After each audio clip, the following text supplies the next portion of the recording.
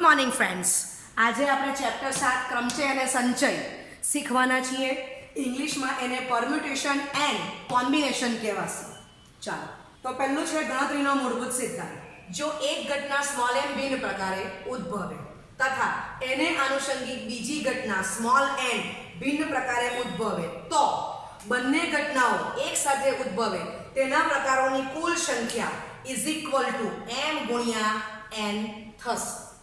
ચાલો, હવે ધારો કે n ઘટનાઓ e1 e2 up to en છે, તો ઘટના e1 m1 પ્રકારે, ઘટના e2 m2 પ્રકારે, એમ કરતા કરતા ઘટના en mn પ્રકારે ઉદ્ભવે તો બધી જ ઘટના એક સાથે ઉદ્ભવે એના પ્રકારોની કુલ સંખ્યા ઇઝ ઇક્વલ ટુ m1 ગુણ્યા m2 ગુણ્યા ડોટ ડોટ ગુણ્યા mn. ચાલો, હવે થોડા દાખલાઓથી સમજીએ. ઓકે, સ્વાધ્યાય 7.1 નો પહેલો દાખલો. નીચેની શરતો અનુસાર 1, 2, 3, 4 અને 5 અંકોના ઉપયોગ કરી 3 અંકોની કેટલી સંખ્યા પુનરાવર્તન વગર અને પુનરાવર્તન સાથે બનાવી શકાય? ચાલો, તો 1, 2, 3, 4, 5 અંકોનો ઉપયોગ કરીને 3 અંકોની પુનરાવર્તન વગર અને પુનરાવર્તન સાથે સંખ્યા બનાવવાની છે. તો પુનરાવર્તન વગર તો પહેલા શતકનું સ્થાન ભરવું પડશે, પછી દશકનું ને પછી એકમનું સ્થાન. બરાબર છે? ચાલો, તો 5 માંથી કોઈ પણ એક અંક પસંદ કરો તો શતકનું સ્થાન 5 રીતે ભરી શકાય. હવે અંકનું પુનરાવર્તન કરવાનું નથી, તો 5 માંથી જે અંક તમે પસંદ કર્યો છે તે કાઢી નાખો તો 4 અંક રહેશે. એ 4 માંથી કોઈ પણ એક અંક લઈને દશકનું સ્થાન ભરો. જે અંક તમે દશકના સ્થાનમાં ભર્યો તે અંક કાઢી નાખો તો 3 અંક રહેશે. એ 3 માંથી કોઈ પણ એક અંક લઈ લો તો તમને એકમનું સ્થાન 3 રીતે તમે ભરી શકો છો. ચાલો, સમય આવો પુનરાવર્તન સાથે. તો શતકનું સ્થાન ભરવાના પ્રકાર, તો 5 માંથી કોઈ પણ એક અંક લઈ લો. પાછો જે અંક તમે પસંદ કર્યો છે શતકના સ્થાનમાં તે પાછો મૂકી જ દેવાનો છે, કારણ કે આપણે પુનરાવર્તન કરવાનું છે. માટે દશકનું સ્થાન પણ 5 માંથી કોઈ પણ એક રીતે, એ જ પ્રમાણે એકમનું સ્થાન પણ 5 માંથી કોઈ પણ એક અંક પસંદ કરીને 5 રીતે ભરી શકાય. બરાબર છે? ઓકે, માટે ગણતરીના મૂળભૂત સિદ્ધાંત મુજબ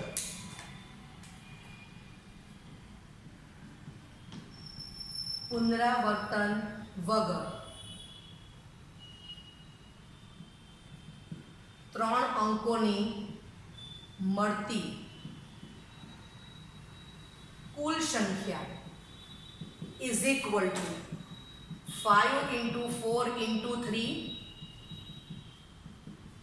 તો એ 60 આવી જશે. અને પુનરાવર્તન સાથે 3 અંકોની મળતી કુલ સંખ્યા ઇઝ ઇક્વલ ટુ 5 × 5 × 5, 25 × 5, 125 થશે. ઓકે, સ્વાધ્યાય 7.1 નો બીજો દાખલો. જો અંકોનું પુનરાવર્તન કરી શકાય તો 1, 2, 3, 4, 5, 6 અંકો વડે 3 અંકોની કેટલી યુગ્મ સંખ્યા બને? તો 1, 2, 3, 4, 5, 6 અંકો 6 અંકો છે. એનો ઉપયોગ કરીને 3 અંકોની સંખ્યા પુનરાવર્તન સાથે યુગ્મ સંખ્યા બનાવવાની છે.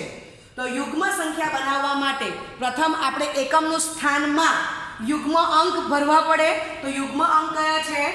1, 2 up to 6 માં 2, 4, 6. તો એમાંથી કોઈ પણ એક અંક લઈને આપણે એકમનું સ્થાન ભરવું પડે. ચાલો, તો એકમનું સ્થાન ભરવાના પ્રકાર. બરાબર, તો 3 માંથી આપણે કોઈ પણ એક અંક લઈશું. હવે આપણે પુનરાવર્તન સાથે જ 3 અંકની સંખ્યા બનાવવાની છે. ઓકે, હવે એકમ પછી હવે મને શતકનું સ્થાન ભરવાનું. તો શતકનું સ્થાન 6 પ્રકારે અને દશકનું સ્થાન પણ 6 પ્રકારે. ચાલો, તો માટે ગણતરીના મૂળભૂત સિદ્ધાંત મુજબ માંગેલ 3 અંકોની કુલ યુગ્મ સંખ્યાઓ is equal two 3 into 6 into 6 બરાબર છે. ચાલો તો 3 ઇન્ટુ 36 તો 108 આવી જશે. ઓકે, સમજાઈ ગયું. હવે તમને આ દાખલામાં પુનરાવર્તન વગર હોય તો આપણે જરા ચેન્જ કરી દઈએ. એક દાખલો આપણને એક્સ્ટ્રા મળી જશે. પુનરાવર્તન વગર બનાવવાનું છે. ચાલો બરાબર, તો આ બધું રાઇટિંગ એમ જ રહેવાનું છે. અહીંયા તો 3 જ આવવાના, પણ પુનરાવર્તન અંકનું કરવાનું નથી. તો 3 માંથી જે અંક લીધો એ તમે કાઢી નાખો, એટલે 6 માંથી એક અંક નીકળી ગયો, 5 અંક રહી ગયા. 5 માંથી કોઈ પણ એક અંક લઈને શતકનું સ્થાન ભરો, એમાંથી એક અંક કાઢી નાખો 4. 4 માંથી કોઈ પણ એક અંક પસંદ કરીને દશકનું સ્થાન ભરો. બરાબર છે. તો દશકનું સ્થાન 4 રીતે ભરાશે. માટે ગણતરીના મૂળભૂત સિદ્ધાંત મુજબ માંગેલ 3 અંકોની કુલ યુગ્મ સંખ્યાઓ is equal two 3 into 5 into 4 બરાબર છે. તો 3 ગુણ્યા 20, તો જવાબ તમને કેટલો મળી ગયો? 60. બરાબર છે. ઓકે, પણ ખાસ કાળજી રાખવાની છે કે યુગ્મ સંખ્યા બનાવવા માટે એકમના સ્થાનમાં યુગ્મ અંક વડે જ એ સ્થાન ભરવું પડે. બરાબર છે. ઓકે ઓકે 7.1 નો ત્રીજો દાખલો. પુનરાવર્તન સિવાય અંગ્રેજી મૂળાક્ષરોના પ્રથમ 10 અક્ષરોના ઉપયોગથી 4 અક્ષરોવાળા કેટલા સંકેત બનાવી શકાય? તો પુનરાવર્તન સિવાય અંગ્રેજી મૂળાક્ષરના પ્રથમ 10 અક્ષરોના ઉપયોગથી 4 અક્ષરોવાળા સંકેત બનાવવાના કુલ પ્રકાર. ચાલો, તો પહેલો અક્ષર 10 પ્રકારે પુનરાવર્તન સિવાય છે, તો બીજો અક્ષર 9 પ્રકારે, ત્રીજો 8 પ્રકારે અને ચોથો 7 પ્રકારે. બરાબર છે. ઓકે, 90 ગુણ્યા 56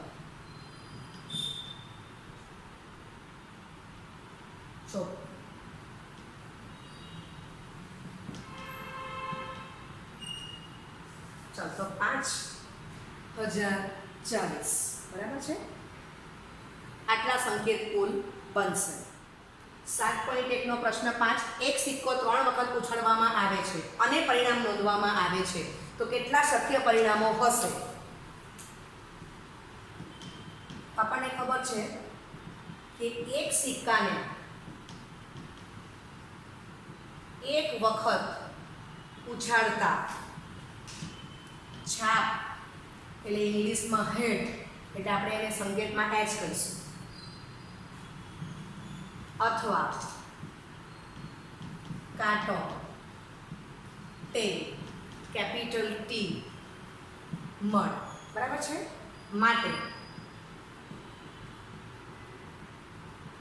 એક સિક્કાને 3 વખત ઉછાળતા મળતા પરિણામો ઇઝ ઇક્વલ ટુ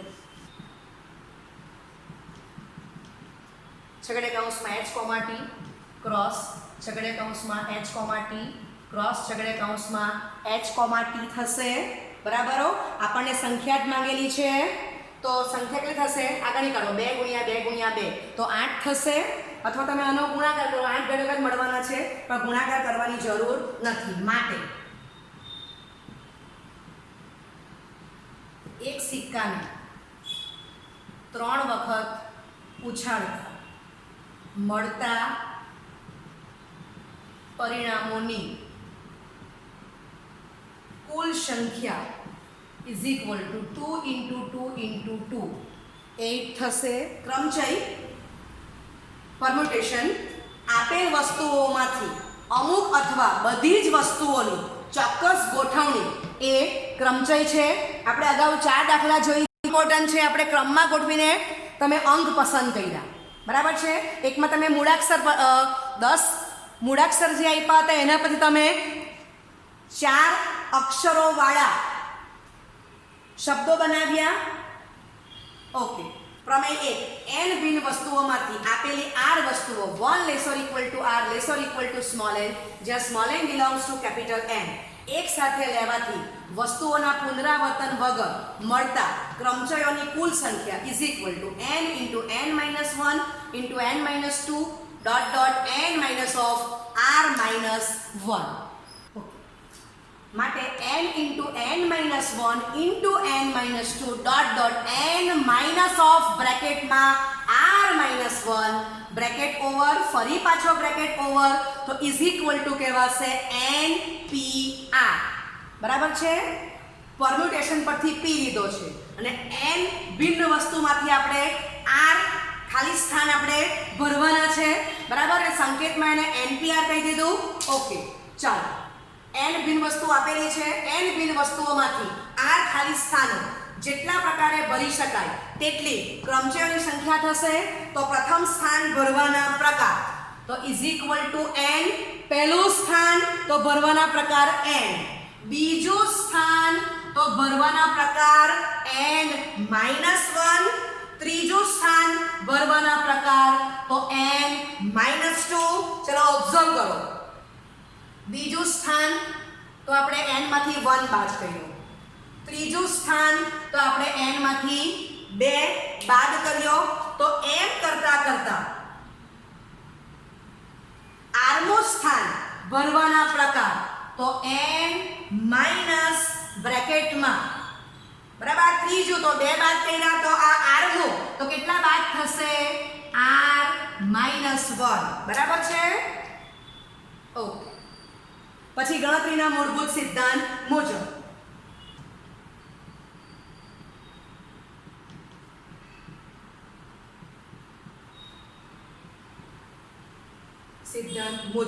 ક્રમચયોની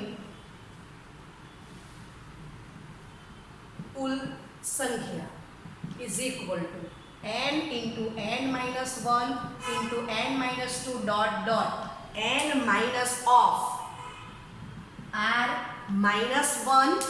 બરાબર છે? અને આને જ આપણે શું કીધું? સંકેતમાં NPR. બરાબર છે? ઓકે. મોસ્ટ ઇમ્પોર્ટન્ટ સૂત્ર છે આ. ઓકે.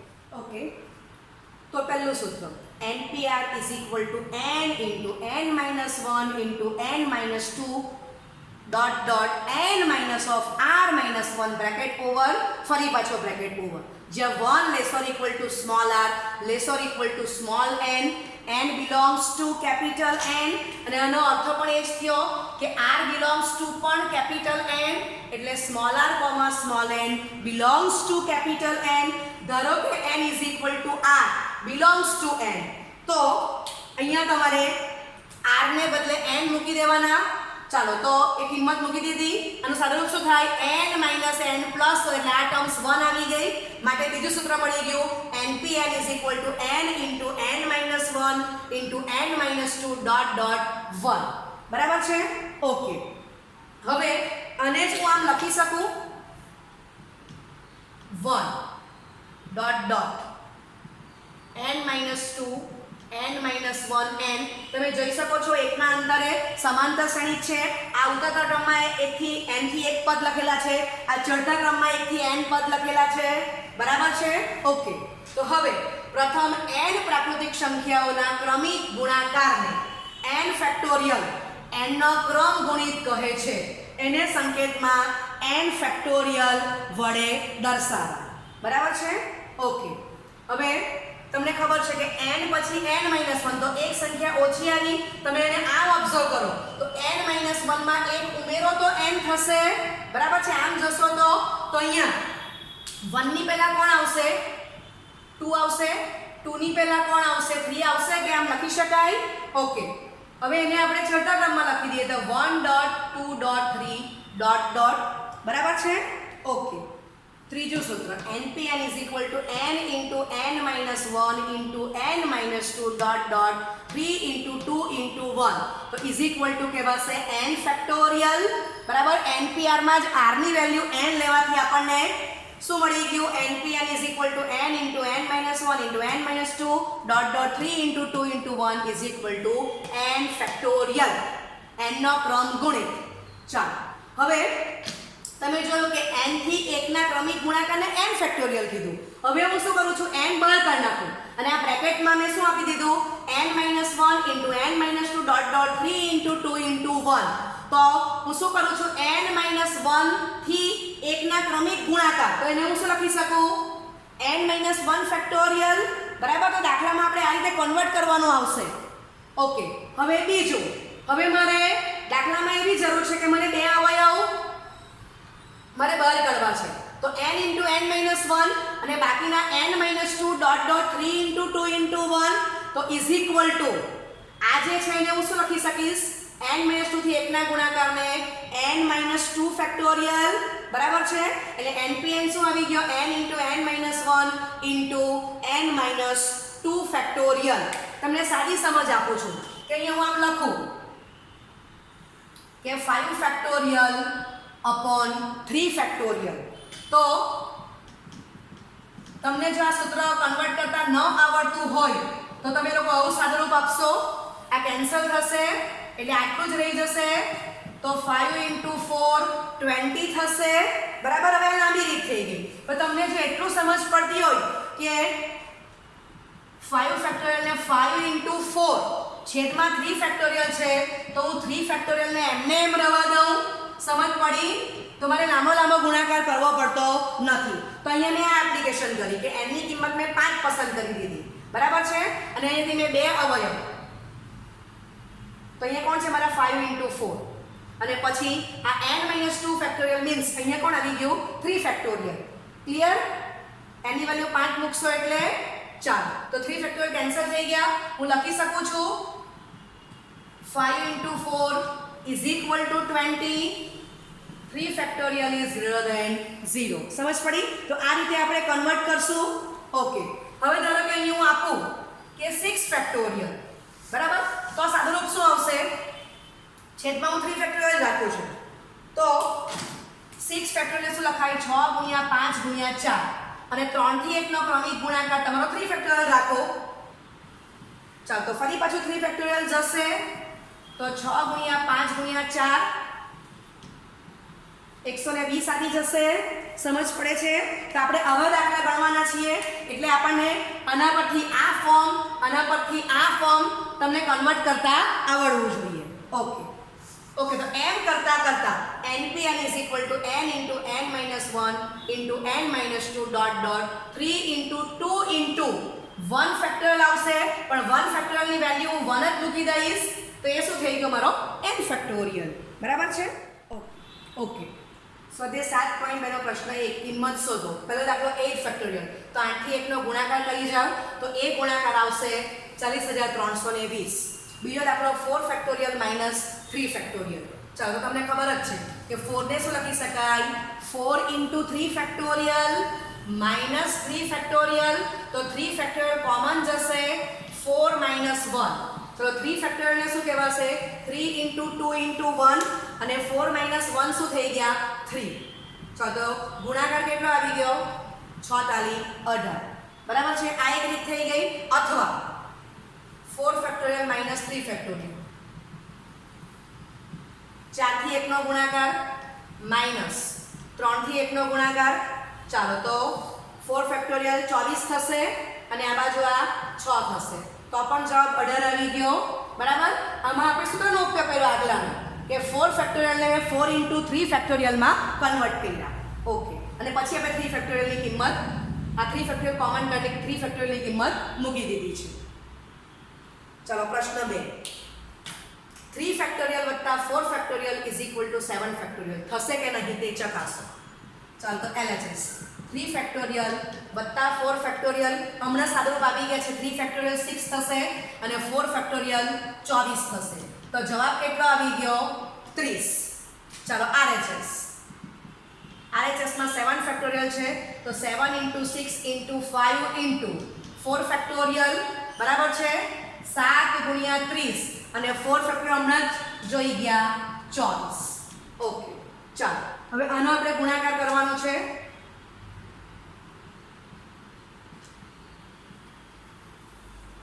0 4 2 8 4 4 2. ઓકે.